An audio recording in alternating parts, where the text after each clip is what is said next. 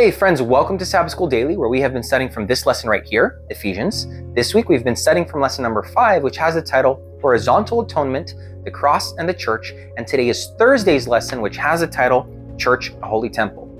You'll remember that from the first week, we've already established that the book of Ephesians uses 4 major metaphors for the church, right? The first metaphor is the church as God's temple.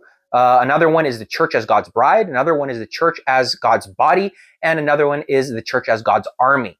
So here in Ephesians, towards the end, from chapter 2, verse 11 to the end, it uses the metaphor, especially from chapter 2, verse 19 through 22, you'll see the church being understood as God's temple. The reason why this is important is, well, there's a few different reasons why this is important. The first one is, you'll remember that the week's lesson has the title Horizontal Atonement. So why the word horizontal? What does that have to do with anything? Horizontal, vertical. Well, the thing is that when it comes to our relationship with God and our whole, life as Christians, there are 2 levels of relationships. You have the first vertical relationship, which is us with God. And that was, first of all, it was lost through sin, right? So when you look at Genesis chapter 3, you'll see that relationship, the vertical relationship, it is completely severed. It's broken because of sin. Sin, it hijacks God's perfect, I almost dropped my phone. It hijacks God's perfect creation. And so that relationship, that connection that humanity had with God, it's broken. And because of that, you see that grow to maturity in chapter 11 of Genesis. You'll see that the relationship that humans had with each other, it's then broken, right? At the Tower of Babel, you'll see the completion of that reality, where humans were at least combined, they were at least united in their language, in their motivation. Then in Genesis 11, that relationship is broken, right? The languages come in, they separate people. God does that preemptively because he knows that any relationship that begins without him can never last. Any horizontal relationship that doesn't have a vertical dimension to it, a relationship with God, is a relationship that is destined to failure. And so what you find is that both of these relationships, both vertical and horizontal, because of sin, they're severed, they're broken. And so when Jesus dies on the cross, he reconnects, he reestablishes, he fixes the broken relationship with heaven, the vertical relationship. And because of that, the horizontal relationship can then become one again. It can be fixed in Christ. So Jesus, with his death, he fixes both dimensions of relationships, the vertical relationship that we have with God and the horizontal relationship that we have with one another. And so that's why he uses the metaphor of the temple, because you'll remember that what we've been talking about this week is that the Gentiles, they saw the temple, the Jewish temple, as this instrument of division. There was this wall, this literal wall that told them that if they went beyond it, they would be killed, they would be dead, they would be responsible for their ensuing death. And so what Paul is trying to drive home is the truth that when Jesus dies on the cross, he destroyed that barrier. That barrier doesn't exist anymore. And so more than just being granted access to the temple, the Gentilic Christians are now being taught the mind-blowing teaching. The mind-blowing reality is that not only are they being given access to the temple, but they themselves are becoming the temple. That's the reality that Paul is teaching them, that he is in a mind-blowing way revealing to them.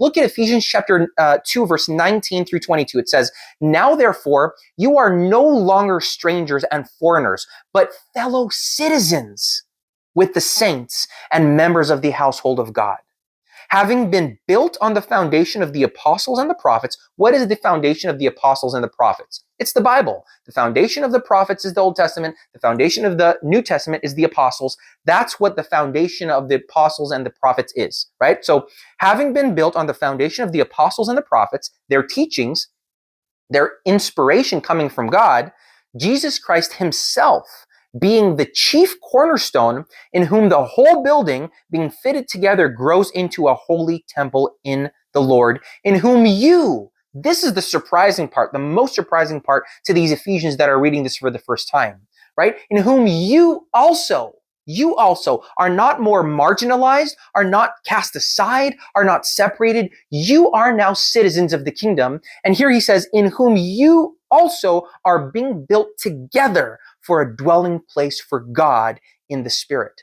No longer is the temple, is connection to God, none of that. No longer is that relegated to a geography in which they could be cut off from. No, now, not only do they have access to God through Jesus Christ, they themselves become the temple.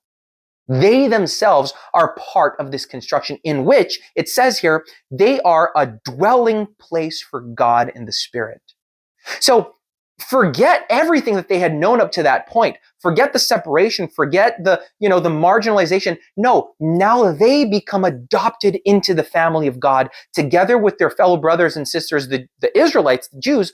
But this is an all-encompassing reality. You'll remember that John 3:16, one of the most famous, if not the most well-known, most famous verse in the whole Bible, it says, "For God so loved" who? The Jews? The Greeks? The Romans? No, for God so loved the world that he gave his only begotten son, that whoever, right? Again, this is an all-inclusive term. Whoever believes in him, whoever places his faith, his trust in him, shall not perish, but inherit everlasting life. So you see that what Jesus is saying here is he's casting down barriers. He's destroying barriers that should never have been placed in the first place. Never. God's laws in the Old Testament, they were not meant to divide anyone. They were meant to bring people together. But unfortunately, because of a series of variables of events that happen that we don't have time to go into today, they were twisted and changed. And so here Jesus is setting what was wrong right. And so here you find finally God bringing people together into the temple and as the temple of God. The temple of God, friends, is one that anyone, free or imprisoned, rich or poor, high status or low status, everyone can enter. It is a universal temple. And if you want to go a little bit further, it's a temple in time, right? When is this temple? It's on the Sabbath. It's a temple in time, and we are invited to be a part of it. So I find that just beautiful. And so I do invite you to study this lesson all the more. There's so much in here to unpack, to go deep into. If you have a question, please write down the question. If I have the ability to, I will try to get to your question. I'll try to answer it again to the best of my ability. But look at these questions, look at the verses. I'm sure that will be a blessing to you. Study this because I'm sure that you will be a blessing to others as the temple of God. Right? A big part of that is to invite others to also be part of that temple. Also, please remember to like, to share, and to subscribe to our videos. We release one every day, and I hope to see you again here tomorrow for another Sabbath School Daily.